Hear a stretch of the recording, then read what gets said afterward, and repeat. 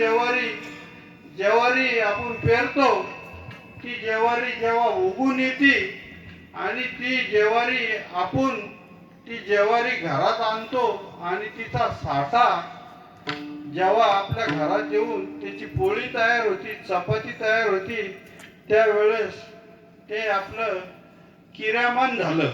ज्वारी पेरणं हे आपलं काय झालं, किरामान झालं. आणि त्याच्या पाठोपाठ आपल्या घरात जो साठा येतो, आपण पीठ जे दळून खातो, ते आपलं संचित झालं.